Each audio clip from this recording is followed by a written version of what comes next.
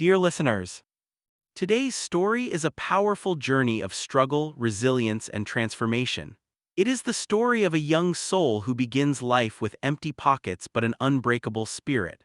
Born into hardship and surrounded by limitations, this story reminds us that circumstances do not define destiny, choices do. This tale explores poverty, rejection, sacrifice, perseverance, and the quiet moments where hope feels fragile but refuses to die. It is a reminder that success is not built overnight and riches mean little without humility, gratitude, and heart.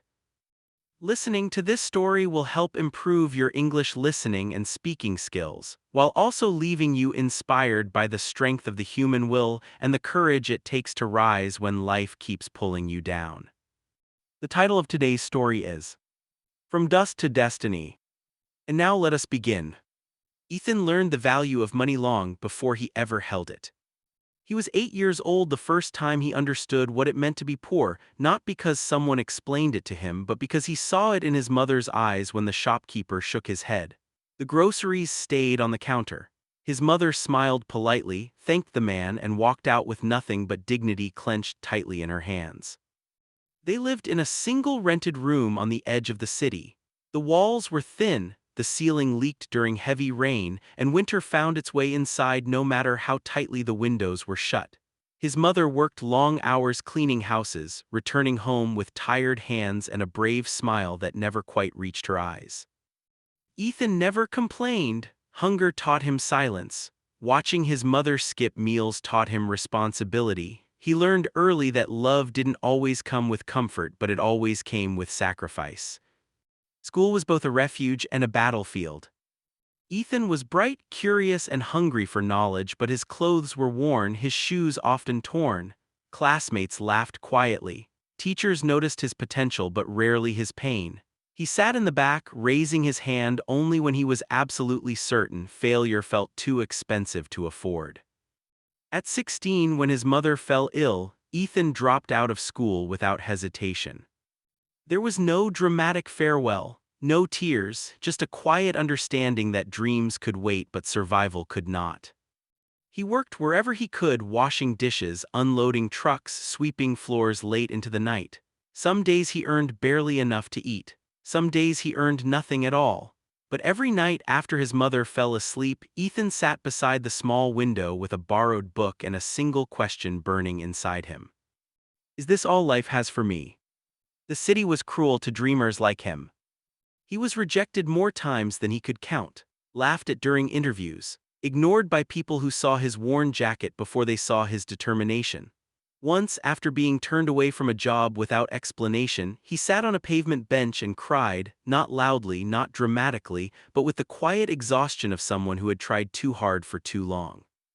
But something inside him refused to break.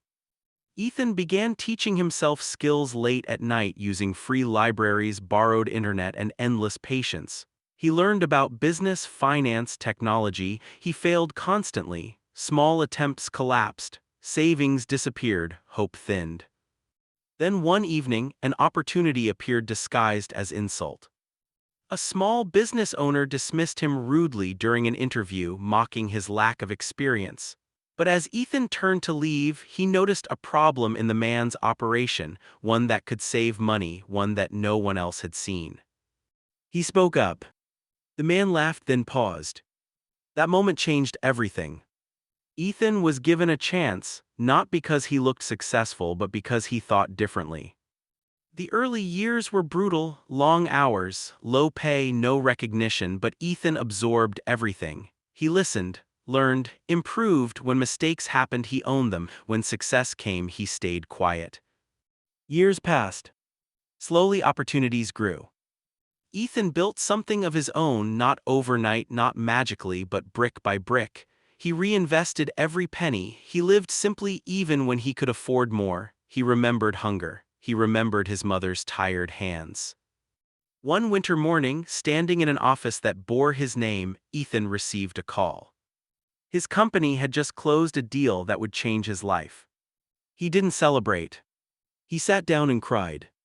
Not because he was rich, but because he was free. Free from fear. Free from survival mode. Free to choose.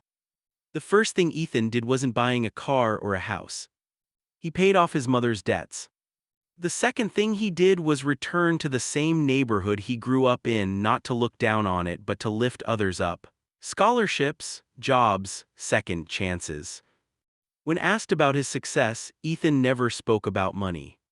He spoke about persistence, about humility, about the nights no one saw him struggle.